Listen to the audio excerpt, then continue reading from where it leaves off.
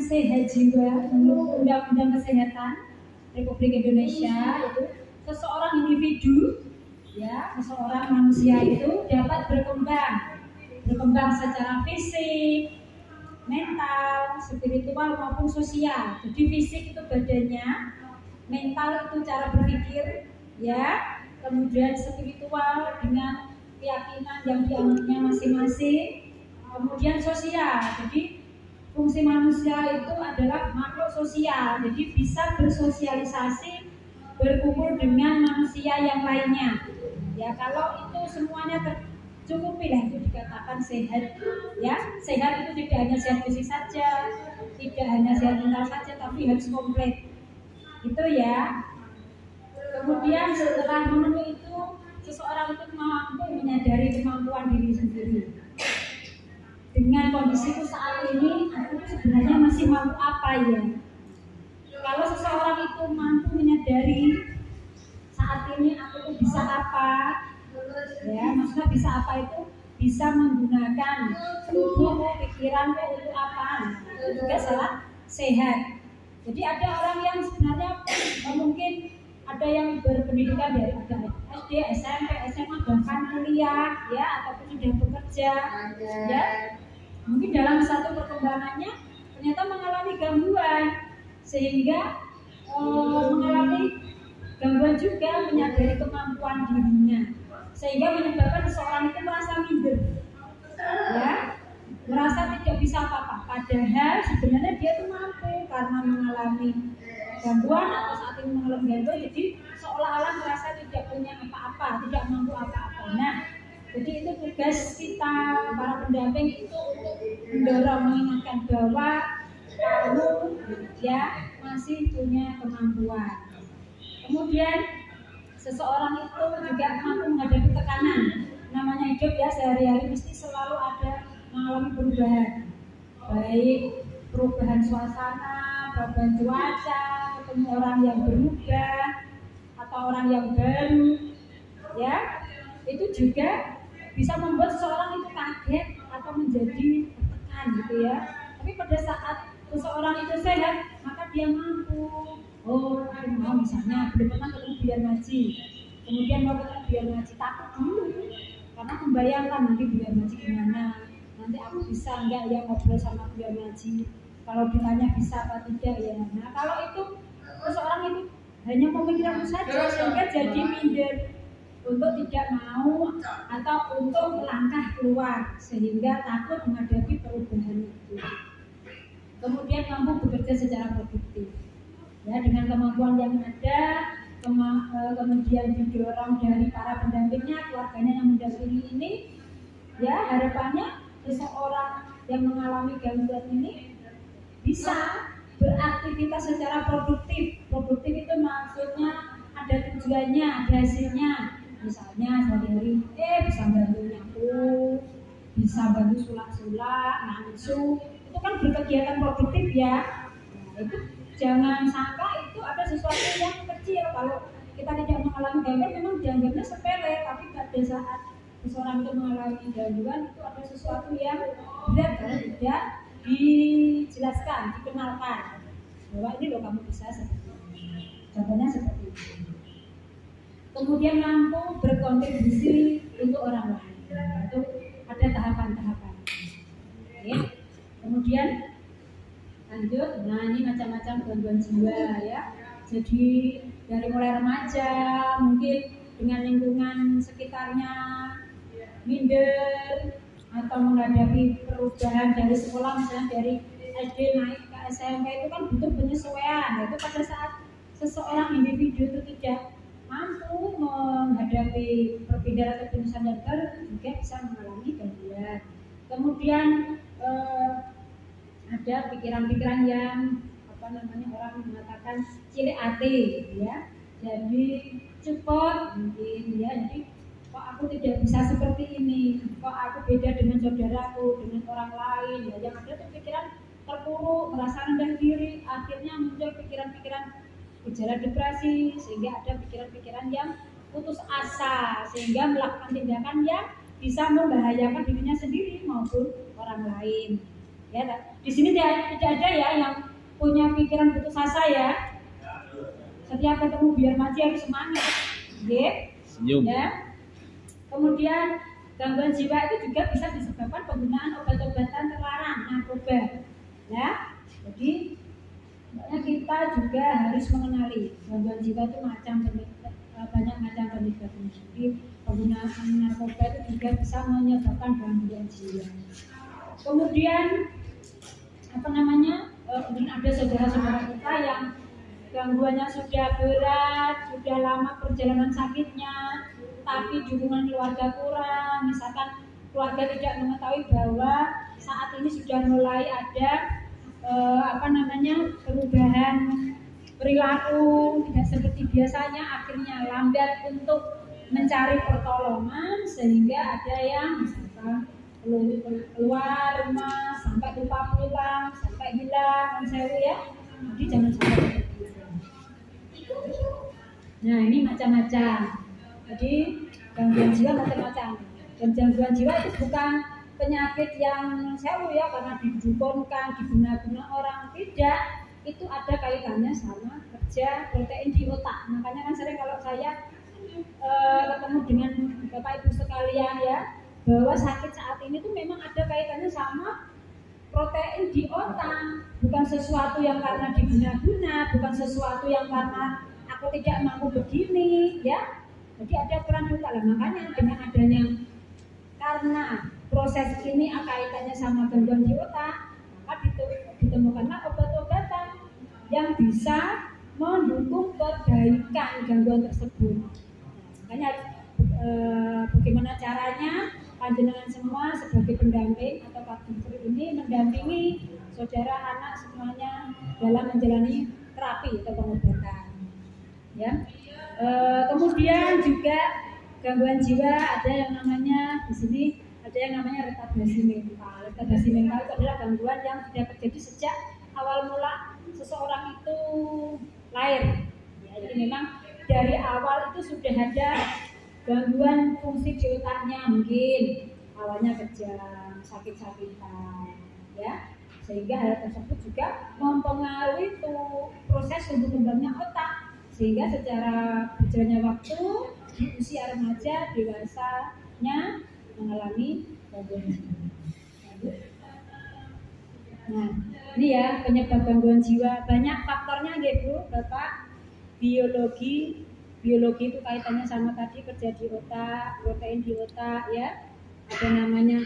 Kemudian faktor genetik. Nah, jadi pernah saya tanyakan ada tidak ya di keluarganya yang lain yang mengalami gangguan seperti ini? Kenapa? Karena bukan apa-apa pada saat dalam keluarga itu ada keluarga yang mengalami gangguan seperti itu untuk diturunkan ke bawahnya, ke generasi berikutnya itu ada resikonya. Kenapa saya tanyakan? Supaya pada saat ternyata ada salah satu keluarganya yang mengalami seperti ini. Tujuannya apa? Supaya kita benar-benar tenanan mulai pengobatan. Karena kita sudah punya faktor risiko nih. Yang tidak ada faktor genetik itu juga harus tenanan dalam pengobatan. Gitu. Kemudian faktor psikologis, pola asuh.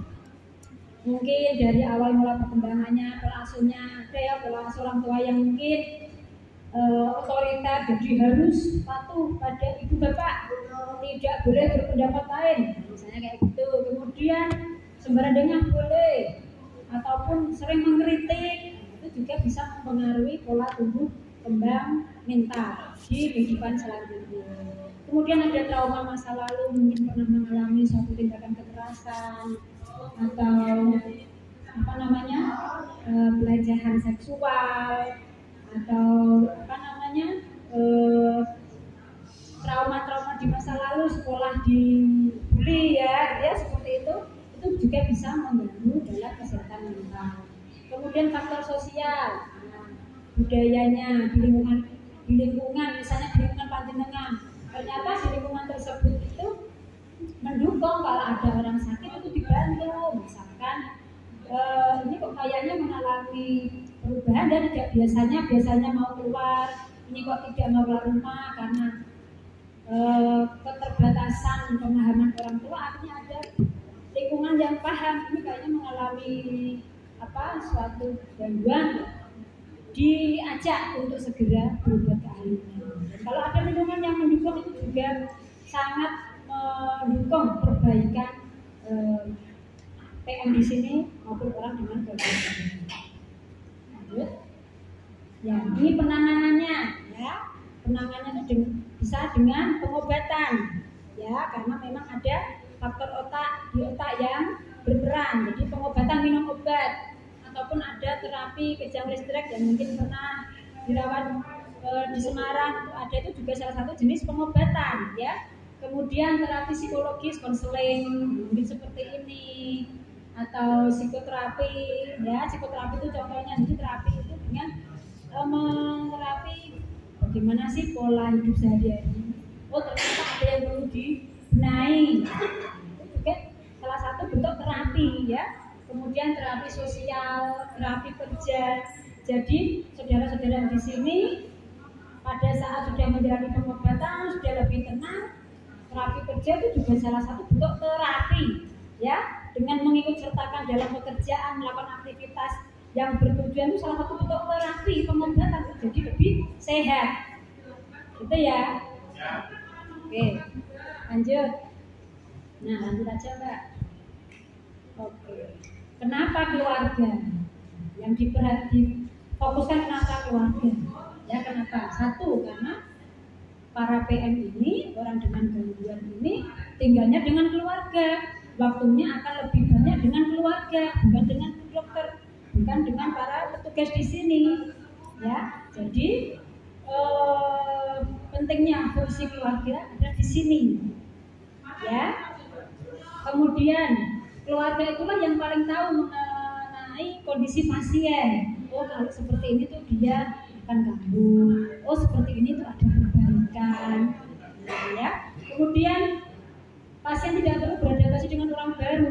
Jadi ketemu orang baru yang tadi saya sebutkan, lingkungan baru itu juga membuat seseorang harus menghadapi tekanan baru lagi. Tapi kalau di dalam keluarga itu dukungannya sudah penuh, keluarga memberi kenyamanan, itu juga sangat membantu perbaikan kondisi PM. Kemudian gejala yang timbul pun itu mungkin karena dari keluarga ya. Mungkin keluarga tadi yang tidak mendukung, sering memberi stigma bahwa kamu tidak bisa apa-apa, itu kan sangat menyakitkan. Padahal kalau misalkan kita sebagai keluarga itu mengenali potensi teman-teman di sini, kalau di sini itu justru malah bisa membuat dia sehat. Tapi kalau kita sendiri keluarga memberi stempel bahwa yang sakit itu tidak bisa apa-apa, ya, itu justru malah membuat dia kondisi. Okay. Kemudian pasien pun akan kembali ke keluarga. Kemudian perlu terapi cukup lama, jadi ada waktu, ya, sehingga kerjasama keluarga itu perlu mendukung ini di dalam semua. Ya, nih kaitan antara pasien dan keluarga. Perilaku pasien mempengaruhi keluarga. Jadi mungkin ada PM yang mungkin sedang kambuh, gelisah, tidak bisa tidur, ya, itu kan mempengaruhi keluarga yang lain juga ya. Tidurnya jadi terganggu, pekerjaannya juga yang biasanya bisa ke sawah pagi harus menunggu karena lagi bingung anaknya. Kemudian perilaku keluarga pun mempengaruhi pasien, mempengaruhi kondisi PM, ya. Kalau keluarganya oke, bisa mendukung, mendampingi cara minum obatnya, disiplin minum obatnya, jadi juga bisa mempengaruhi perbaikan kondisi PM. Ya, ini, oke. Jadi masalah di keluarga itu juga cukup banyak. Mungkin karena sibuk dengan kegiatan sehari-hari ya, perlu ke sawah, perlu bekerja, sedangkan di rumahnya tinggal berdua mungkin.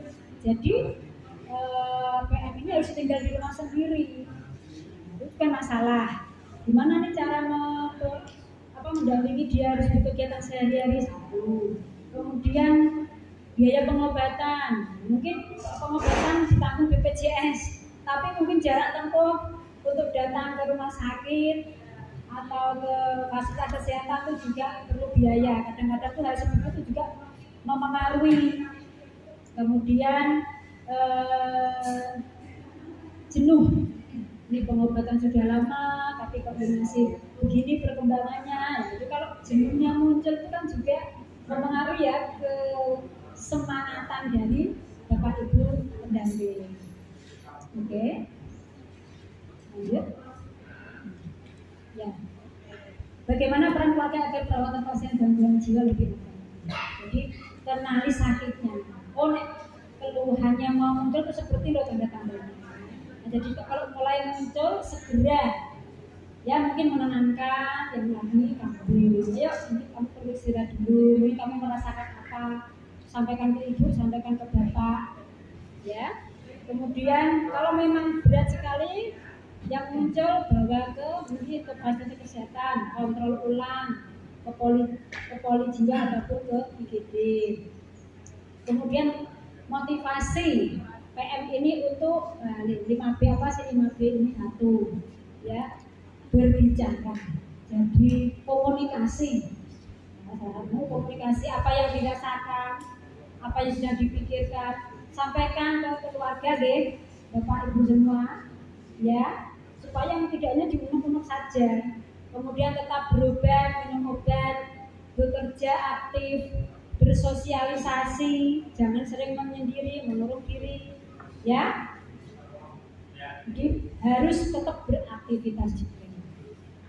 Dan supaya perawatan PM-nya itu lebih bagus, kemudian mungkin diskusi, konsultasi mungkin dengan biarmati atau dokter jiwa yang lain tentang kondisi PM. Itu, ya. Nah, kenapa harus minum obat teratur? Ya, karena obat bisa mencegah kekambuhan, mencegah kekebalan terhadap obat. Apa maksudnya? Kalau dokter itu memberi resep dosisnya ini 2 kali sehari ya Bu, diminumnya hanya 1 kali atau kadang-kadang saja. Nah itu malah justru jadi kebal, jadi susah untuk mengobati gangguannya sehingga tidak sembuh-sembuh. Kemudian dengan pengobatan yang teratur itu mempercepat recovery itu sembuh. Ingat deh, sembuh itu ada bermacam-macam. Yang penting ada 2 macam, sembuh secara tanpa minum obat maupun sembuh dengan minum obat dosis kecil tapi mampu beraktivitas sehari-hari seperti orang sehat lainnya, itu juga dikatakan sembuh. Oke. Nah, jadi perhatikan efek obat yang diminum. Misalkan setelah dulu pernah berobat, kemudian sempat mandek, ini berobat lagi, mungkin bisa sampaikan ke dokter dulu dikasih obat ini bagus. Terus kalau dikasih obat ini tuh mengalami ngiler, misalnya itu badannya kaku, ya itu sebisa mungkin dari pendamping ini hafal, ya. Jadi bisa memacu semangatnya para PM untuk minum obat. Itu. Nah kalau memang perlu konsultasi pada dokter.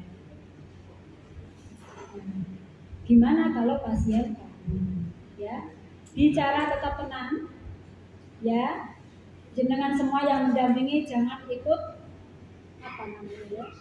gelisah juga, bingung lah, nanti yang didampingi lagi bingung, yang mendampingi bingung lah jadi bingung. Jadi tetap meskipun kita agak bingung ya, tetap kita berusaha untuk bismillah ya, bisa mendampingi dia, tetap tampakkan jenengan itu bisa tenang, bisa menolong dia. Kemudian yuk segera mengajak berobat, minum obat diingatkan sudah sesuai dosis apa belum, waktunya sudah tepat apa belum, ada yang dibuang apa tidak, ada yang nggak diminum apa tidak ya.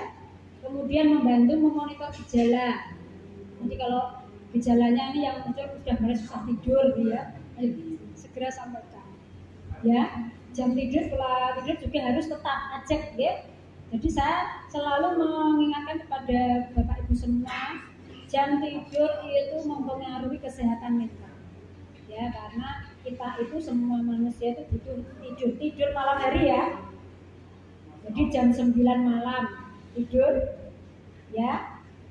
Meskipun sudah dilatih kok belum bisa tidur, ini tetap dilatih pada saat jam 9 bahwa saya harus tidur.